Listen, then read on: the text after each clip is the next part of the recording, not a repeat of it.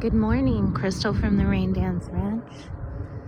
I'm gonna do my Wednesday front yard update. So yesterday and today I've been working on the front yard. I've still got a little more I want to get done today. I sure do feel like most of my effort is spent on maintenance. And I always think I'm really close to getting to the point where I can start working on my projects that aren't necessarily maintenance, like my rocks over here. I think I'm going to widen this another 6 inches. So anyway, so let's talk about what I'm doing. Here, I don't know if I talked about this yet. I really would like to put 2 rows of weathering steel plates that are like maybe, I don't know, 10 inches wide, and then, you know, run the whole length of here. So I don't know, maybe about 6 or 7 feet there, and do 2 of them about 6 inches apart, and then fill in with some black beach pebbles, or what I'd really like to do is put turquoise in there. Like, how pretty would that be? You wouldn't really see the turquoise from the road, but when you come up, you'll be like, oh, look at this lovely surprise. I just think that would be so neat. But, you know, I'm probably going to end up having to spend $100 on turquoise pebbles at least to fill that in. So I don't know if that's what I will do, but I think it would look really pretty. We'll see what I do with that. So as you can see here, I've also got this is a constant thing I have to deal with, the rocks coming out of the driveway. It's not as bad over there because I've thinned out this front area a lot more, but I really haven't spent a lot of time thinning out these rocks down on this end. So that's probably nothing's going to be done today, except for I'm going to sweep these. But maybe sometime over the week, I'll try to get out here and do a wheelbarrow full, get that thinned out once and for all. Maybe 2 more thinning sessions, and I think it might be done. And then, I don't know if I talked about this either.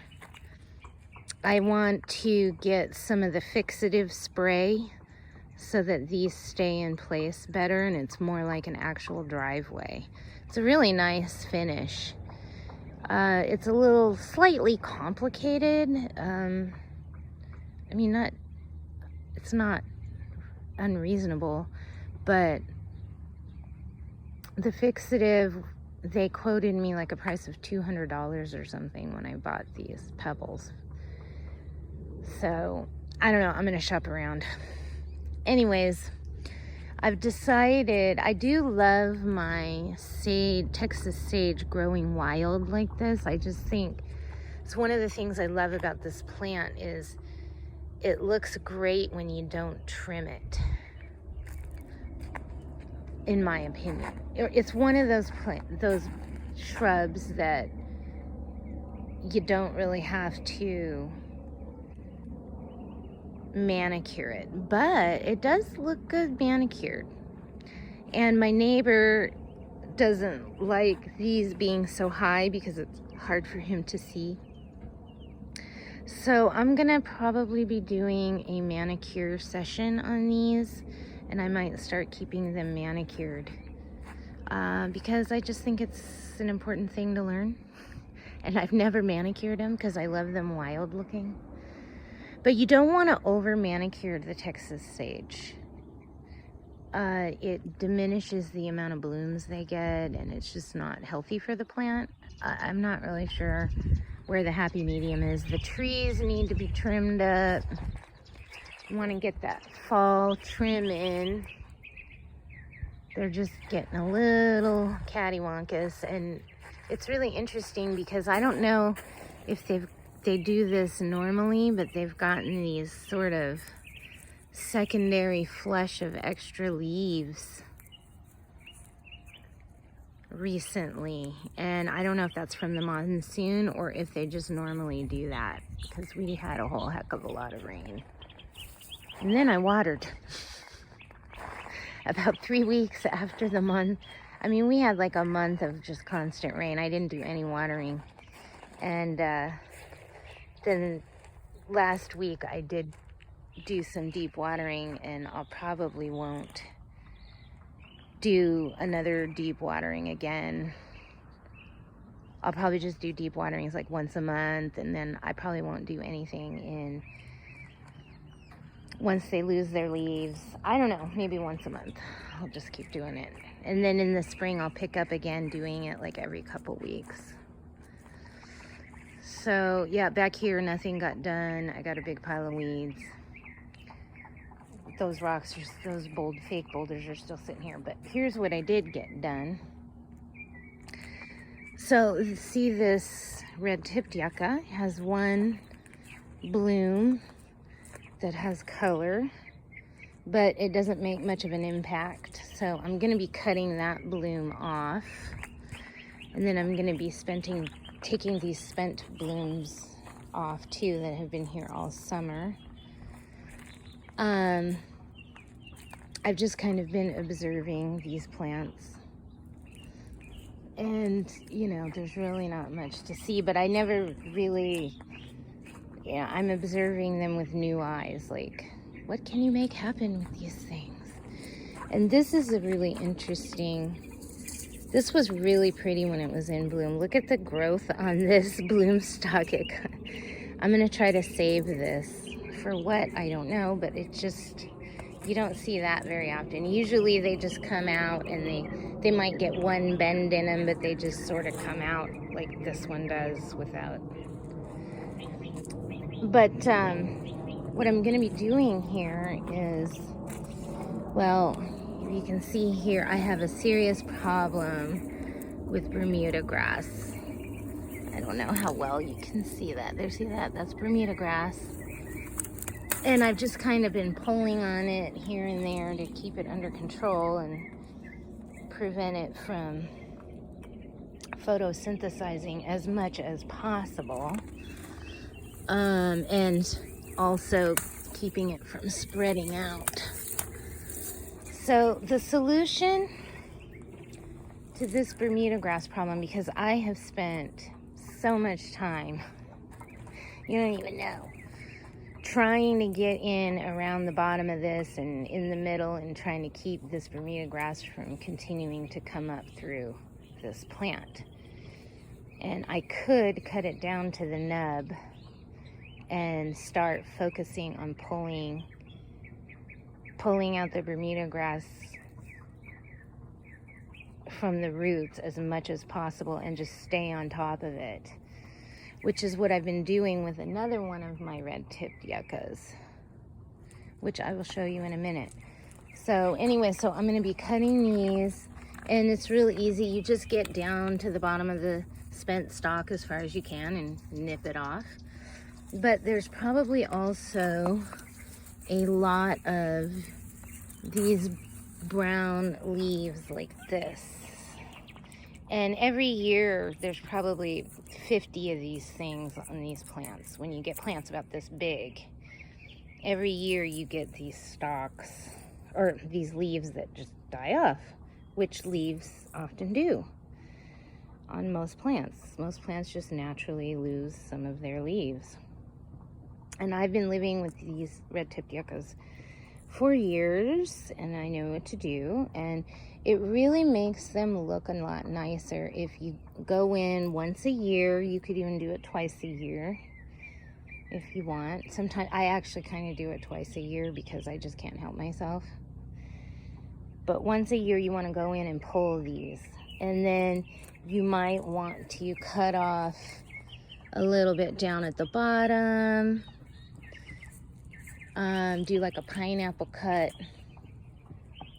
I don't like it to look pineappled. I don't want to see the pineapple, but it kind of helps give it those long arching leaves,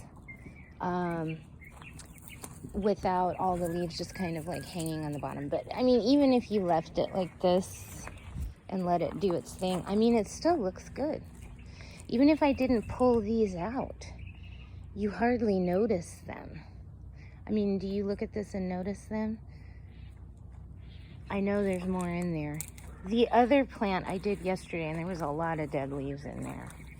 I may not actually find a full 50 of them in here, but I see, look, here's one. So you just pull them out.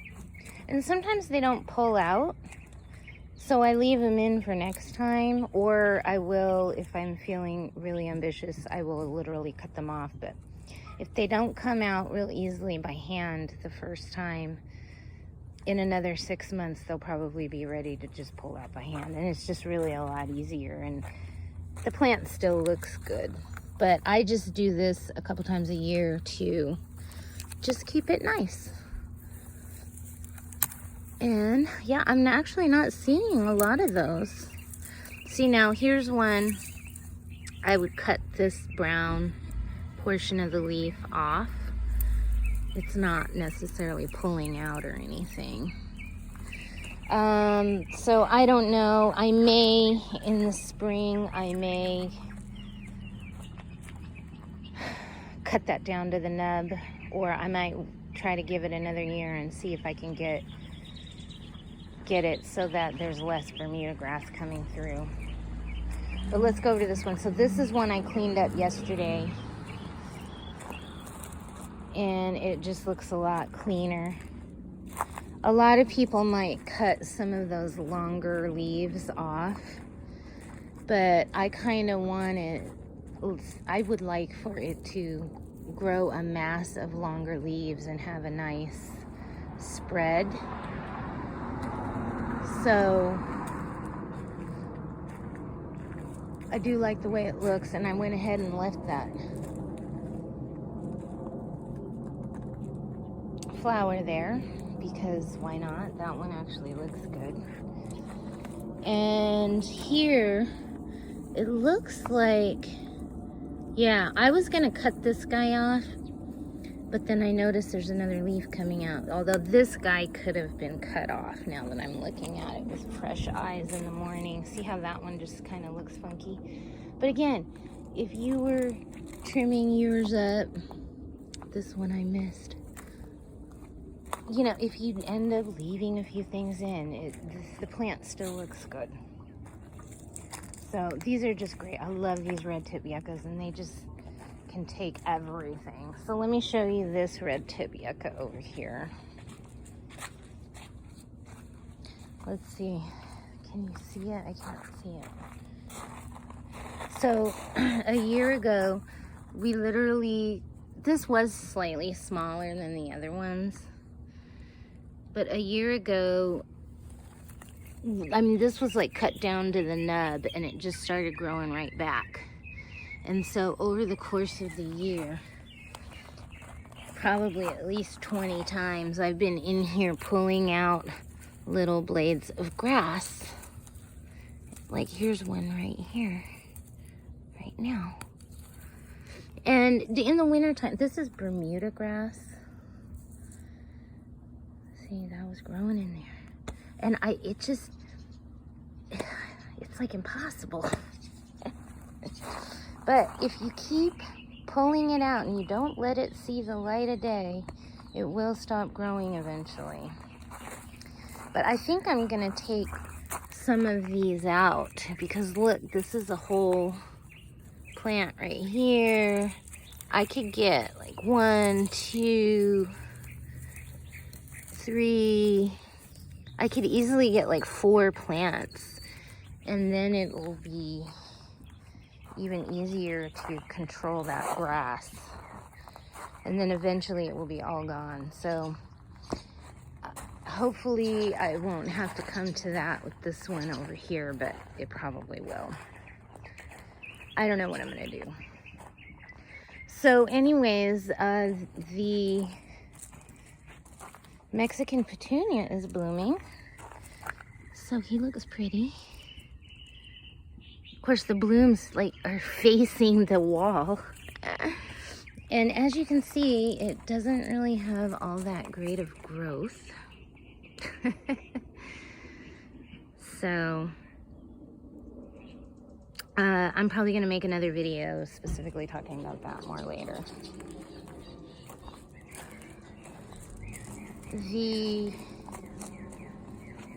potato vine, I think some of these brown spots are from adding too much iron, but this was looking very chlorosis-y during the summer, and I hadn't been giving it any kind of fertilizer whatsoever. And I'm like, well, let me give it, I had something else with chlorosis. So I'm like, well, let me give this a little bit of iron and see what it does. And it's still doing good, and it does look a little better, but I don't know if these brown edges are really from the iron or not, but it could be. And look, it's flowering. Isn't that pretty? So that's kind of exciting. So there's my other Mexican petunia, still not doing much. And we got weeds coming back. I really need to get in here and dig up the roots of a lot of these weeds because they don't come up by hand very easy. You got to get in with the root stick.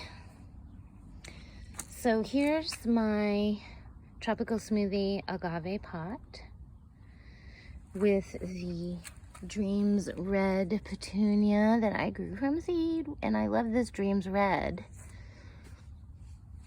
And this is, I believe it's a Dreams Red too, and it's like it doesn't want to grow. So I don't know what the problem is. It was a little runty when I stuck it in there. So we'll see how that does. These petunias, these were the first ones I planted, and I trimmed them back as soon as I planted them. And they are just ready to rock and roll. So I did those probably September 20th, maybe.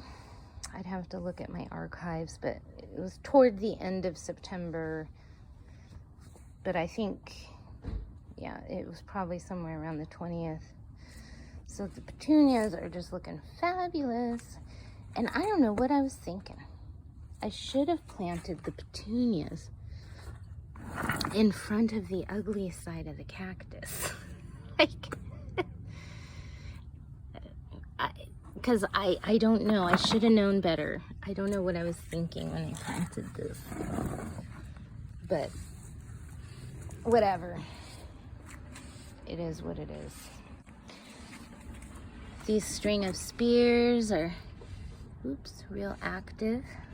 Look at, there's little babies coming on. They seem to really like what's going on now. These are the dianthus in pinks. Here's some more, another look at the string of spears really proliferating and taking off there. So that'll be nice.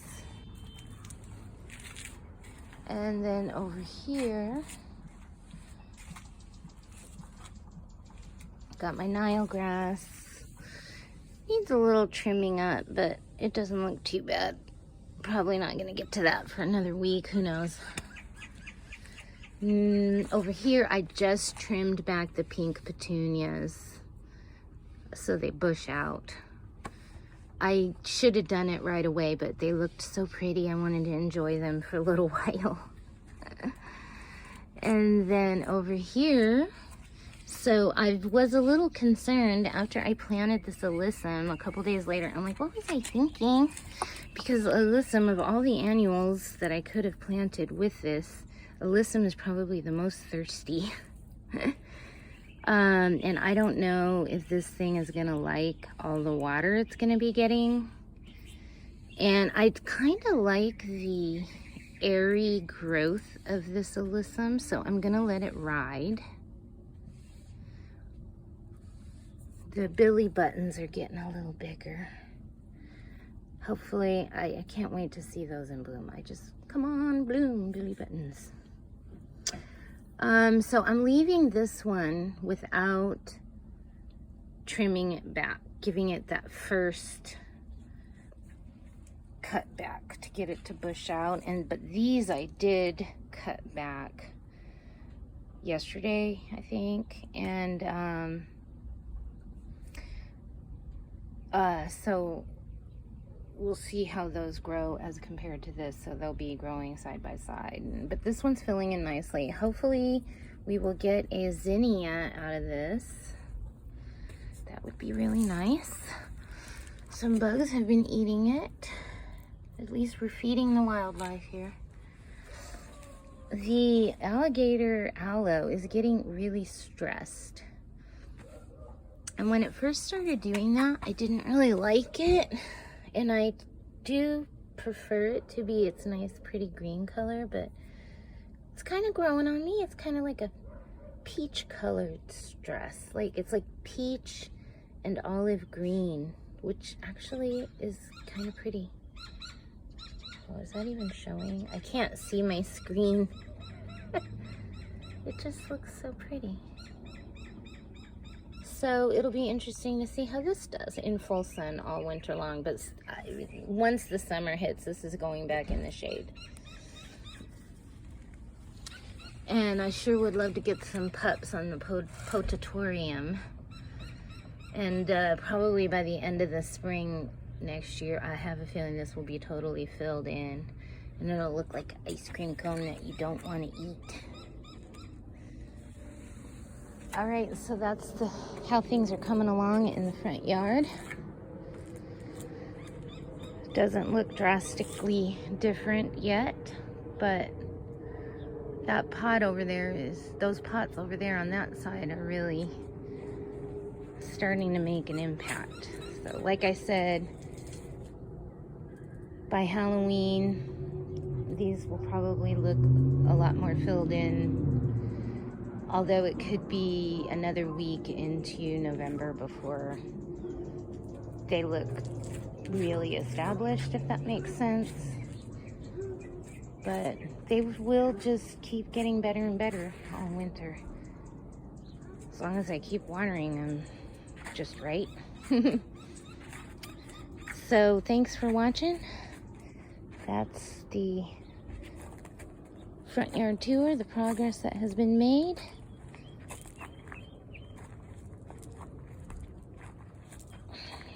Gotta tackle this guy. Got a lot to do. All right.